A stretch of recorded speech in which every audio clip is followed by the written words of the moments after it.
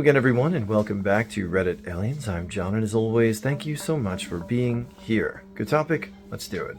What's a strange event from your life that baffles you to this day? What happened? Please remember to like, share, and subscribe. Happy Thanksgiving to all the Americans out there. I was a kid and had a vivid dream about Easter. I was at my grandma's house, but it wasn't me. I was wearing a blue and green dress I'd never seen, and it was very old-fashioned. I had this weird pail of candy and eggs. There was a golden retriever puppy, and I played with him. In real life, I've never seen a dog at my grandma's house. I remember in the dream playing and finding eggs, etc.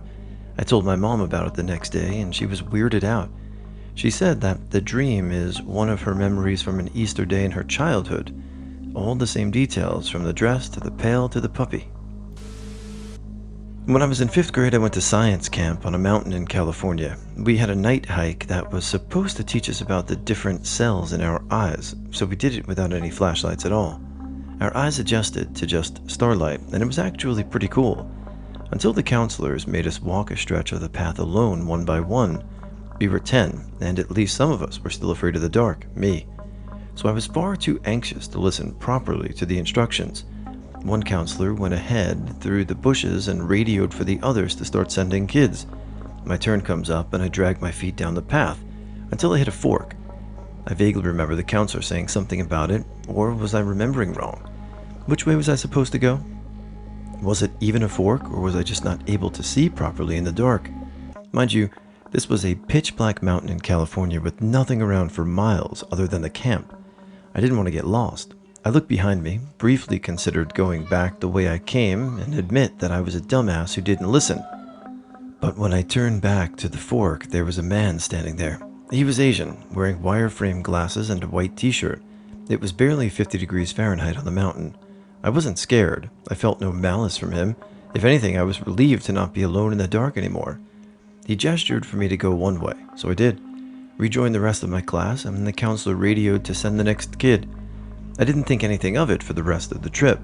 It took me until I was on the bus ride home, reflecting on the hike, to realize that I'd never seen him before. He wasn't one of the counselors leading the hike. He never came out with us, and he never emerged from the bushes after all the kids had done their solo walk. I have no idea who or what he was. I grew up in Texas, close to Louisiana. I was around 11 and playing on my grandmother's driveway with my little sister and cousin. A bird, or something of the sort, flew over the driveway, which was wide enough for 2 vehicles, and its shadow covered the entire width of the driveway, plus several feet on each side. My grandmother began screaming at me to grab the babies. She and I each grabbed a child and ran inside. She was pale and trembling, and I asked her what it was. She said she didn't know, and had never seen anything that size.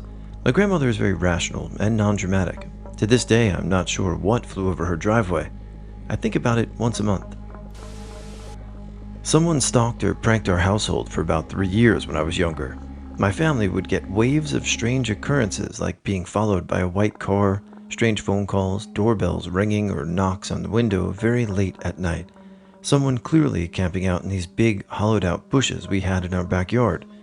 The last occurrence I'm aware of is this multi-year string of harassment was someone entered our locked home one morning while I was in the bathroom getting ready for middle school. They came right up to the bathroom door and jiggled the door handle to get in. Luckily, the door was locked. I could hear the person stand there for a solid minute before walking away and leaving the house. Everyone else was asleep. I know because I checked before I went to the bathroom to get ready, and was sound asleep when I ran to my mom's room after the stranger left to get help. We were never able to figure out who it was or what happened. Wild stuff. Wild, scary when I was a child. Cops never believed us or did anything. Now I'm just wildly curious who it was and why. A couple of weeks after my mom died, I was driving home from work feeling very sad and a bit angry. I was pissed off at the universe for leaving me alone. I have no other living family left. She was the last. I was thinking about how we both loved birds and would always point them out to each other. I thought, if all that hippie spirituality stuff Mom loved is real, then the least she could do is send me a bird, maybe as a kind of sign. It was a long drive, and I saw no birds at all. I thought, of course, it isn't real. What a silly thing to think. I didn't see so much as a robin or a wren or anything. I parked and walked down the path to my house. While I was putting my key in the door, something colorful caught my eye. I turned. There at the end of the path was the most astounding bird I've ever seen. Every color of the rainbow. Every bright yellow gold head, scarlet chest, iridescent blue-black, orangey gold wings, black striping. It was jaw-dropping. It was the size of a chicken, but a bit taller with a long tail. It just stood staring at me. I started to laugh, and it got spooked and flapped away over the fence. I lived in a large city, which made it even weirder. My neighbor came outside and saw it too, so it wasn't a hallucination. I got into the house and started Googling colorful birds of that shape and size, and eventually found it. It was a Chinese golden pheasant. What the F? There were no bird sanctuaries or zoos nearby. I never saw it again. I took it as my mom, rolling her eyes at my cynical rejection of her hippie spirituality stuff, saying, "You want to see a bird? I'll send you a bird." It was so great. I wonder if everyone goes through some point in the grief process where they have this moment where they ask for a sign, so to speak. Happened to me with my dad, so if that's what happened, that's pretty cool. Hope you got some relief. When I was in 5th grade, a friend gifted me a hardcover copy of all 3 Scary Stories to Tell in the Dark volumes in one book. This book quickly became my most prized possession, so I wrote my name inside the front cover just in case I ever lost it at school. At some point I took my book to my dad's house for the weekend, which is in another city, about an hour away from where I lived with my mom. I had left it at my dad's house that weekend, and I guess I just forgot to ever bring it back home with me. Well, eventually my dad moved into a new home, and I figured my book mistakenly got thrown out. I was very sad about it, but accepted my reality, lol. Fast forward a few years to 8th grade. I make a new friend in one of my classes, and we become very close very fast. I was hanging out at his house one day and decided to look through the books on his bookshelf. I see a copy of Scary Stories to Tell in the Dark, the same one I had that contained all 3 books in one. I pull it out, saying to my friend, "Wow, I used to have a copy of this too, no way." I opened the front cover, and right there at the top was my name, exactly how I wrote it back in 5th grade. My friend had absolutely no recollection of where that book came from. The day my dad had a heart attack was such a weird and wild day for me. I had weird vibes all day at school, left early and went to go home and sleep it off. I got home and napped. A few hours later I woke up and felt sick to my stomach, and I had the weirdest feeling that I needed to be with my dad. I drove almost 2.5 hours in Toronto traffic, for those that know. From Toronto to Vaughan to a hockey arena. My dad was playing happily and everything was normal. As he was walking me to the car after his game, he was staying with the guys for a drink. He told me, "Baby girl, I don't feel well." And my father had never called me that before. Half a second later, he collapsed flat, dead. 210 pounds of dead weight crashing right down on top of me. I screamed and yelled, and a few people came rushing out of the arena and started CPR and got an AED and were able to administer life-saving results with the assistance of the paramedics as well. 45 minutes later, he was transferred to another hospital for 2 surgeries and survived both of those too. I still have no idea what told me to go be with him or go to that arena to be there, to witness, to help, to catch him before he fell. I don't know, but weird to me. My mom and I were driving down a familiar road we usually take. At the stop sign, my mother went to turn when we both flinched hard. She, driving, looked at me and we both asked if we just felt something go through us. There were no cars around, nothing in street view. To this day, it still gives me chills. One of my earliest memories is being in a Blockbuster looking at the back wall of the new releases. I was there with a bunch of teammates for a slumber party a few towns over. I was looking at the wall of movies and suddenly had this weird deja vu feeling that the boy standing to my left was going to come up and talk to me and tell me about a movie I was looking at. I hadn't seen his face yet in real life, but I saw it in the vision, if you will. After the deja vu passed, the boy turned and did exactly that. His face was the same as what I had just seen in my head. He picked up a movie that had Rosie O'Donnell on the cover and told me that I should check out that one because he saw it the weekend before and it was really good. He was a few years older than me and really cute, so of course I grabbed it from his hand and said a quick thanks and ran to my friends, completely freaked out at what just happened. I never had deja vu or anything like that happen again. Fast forward 12 years later, and I was standing in the same Blockbuster with my then boyfriend who I met in college. He had grown up in that same town and I was spending the night for the first time at his parents' house. We'd been dating for a little over a year at that time. We were browsing together and trying to agree on a movie, and he started telling me the story of how he scared a little girl while trying to be nice at the same Blockbuster when he was younger. I immediately had a weird, fuzzy feeling and asked him if the movie had Rosie O'Donnell on the cover, and he looked at me, freaked out, and said, yes, it did.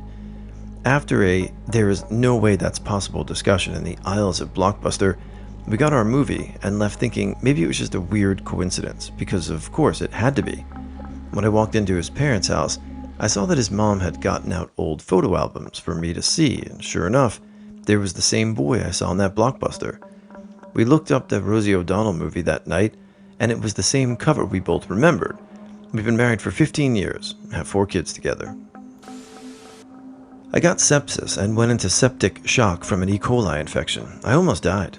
I spent a month in the ICU. Doctors tried to control the infection with IV meds for a few weeks, but were losing me, so they had to slice me open down the middle and clean me out. I woke up with 5 golf ball-sized open wounds on my stomach. I almost fainted when they made me see them. I knew I couldn't care for them, and I could risk being reinfected. They said I could wait a week and be stapled up, or do it in a wake besides. I did it awake, bedside, watching Housewives to distract me so I could go home for Christmas. I came out with 52 staples down my stomach, and doctors, 4 teams, could never figure out what I ate that almost killed me. To this day, I have no idea. Kinda haunts me. I have a memory in black and white, just one memory. I was about 8 years old at my grandma's house. My aunt and uncle were there with their son, my cousin, about the same age as me. They lived far away, and I had never met them. In fact, after this visit, I never saw them in person again. Me and the cousin were running around the house playing normal stuff. We ran into my grandma's room. All of a sudden, the color went out of everything. The world turned black and white. A chill ran all over my body. It was freezing in there. Then, my cousin grabbed my arm and bit me. I shoved him away really hard. He flew back onto the bed. I ran out of the room screaming. My grandma was there asking me what's wrong. I was crying a little, but not because of the bite alone. I had been in scraps with kids before. This wasn't going to make me cry. I was legitimately scared. Everything was so strange. I kept blinking my eyes, and slowly the color came back to the world. I always think about this and wonder what the hell happened, and if anyone else ever experienced anything like this. Did everything go black and white, or is that just my memory? I was reading Think and Grow Rich by Napoleon Hill. In the book, it says something like, "If you're ready for it, it may leap off the page and stand boldly before you." I decided to bring the book to Starbucks downtown to read. I read a paragraph about a parent with a deaf child. At that moment, a kid sat down near me. I didn't think anything of it until his mother came over and started using sign language with him. Also, that book has you write down a date in it. I picked a couple of years in the future. After I was done reading it, I put it in my parents' bookshelf. Later on, when I went to get rid of the book, I was flipping through it. The date I wrote down was the date I went to get rid of it. In 2008, I was driving by myself down a dark interstate highway in Pennsylvania late at night when one of the map lights turned on by itself in my Nissan Xterra.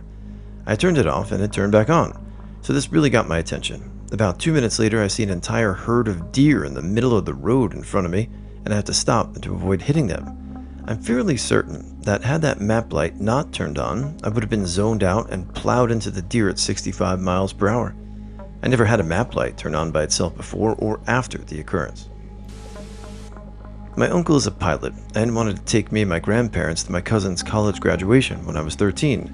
We were all waiting at the small airport outside when he touched down on a single-engine 4-seater plane. Don't know the real name of it.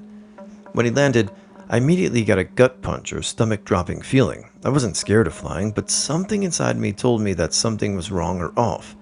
I don't know if he landed funny or what, because nobody else seemed to react the way I did, but I had a very hard time shaking that uneasy feeling. We all loaded into the plane and took off. Not even a minute or two passes by, and we're now high above the trees when suddenly the engine stalls. I didn't realize it right away, but noticed that something was again wrong, and noticed my uncle was intently focusing on turning the plane around. That's when I saw the engine had stopped. In a blink of an eye, we bank hard and start nosediving down. I closed my eyes and said my goodbyes to myself, and we all silently went down. There was a loud crash or noise, and I felt my whole body snap forward and back, and I saw a flash. Next thing I know, I feel like I'm okay, so I open my eyes and see that I'm alive. I very quickly gather my wits about me and check on everyone else, and everyone seems to be alive. I look out the window because I hear something to my side and see gas pouring out. I shake my uncle and tell him we need to get out now, and he springs into action and unbuckles his seatbelt, as do I, and start asking if everyone is okay. My grandparents are in shock but responsive, and we reach over and swing the door open and get everyone out. We start walking away from the plane and see an ambulance arriving at the same time. People had seen the crash and called 911. The entire plane was destroyed, wings snapped off, nose smashed, tail broken, yet the area we were sitting in was completely intact. My uncle and I were okay. We had a massive bruise later on where the seatbelt had held us, and I had a small headache. My grandpa was fine too, and my grandma had like 2 broken ribs, but otherwise okay. Still to this day, don't know how my gut knew something bad was going to happen. Biggest mystery of my life besides the fact that we survived something catastrophic like that. One of my brothers and I remember this clear as day.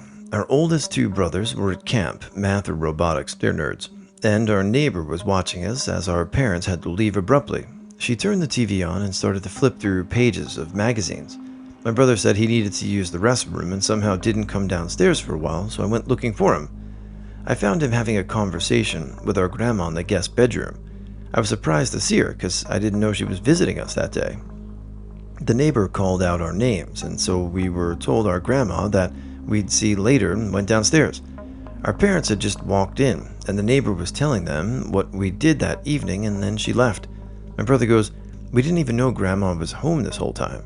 Our parents look at us visibly shaken, and then proceed to tell us that they were at the hospital where Grandma passed. I'm 38, and my brother's in his 40s.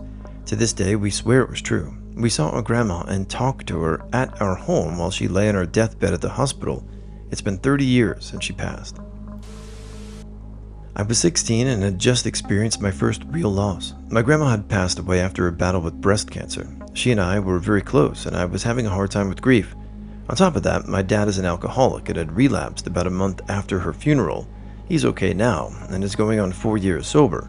I was in my room. It was somewhere between 1 and 3 a.m. on a school night, and I'd just been up crying about my grandma and my dad, and I could not fall asleep. I flip over in my bed, and all of a sudden I get a strong whiff of my grandma's perfume.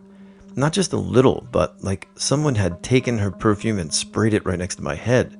No one else is awake, and we didn't have any of Grandma's perfume anywhere in the house. I felt like all the grief and anxiety just kinda drained from my body, and I instantly fell asleep. The next day, my dad sat us down and told us he was going to rehab and starting AA.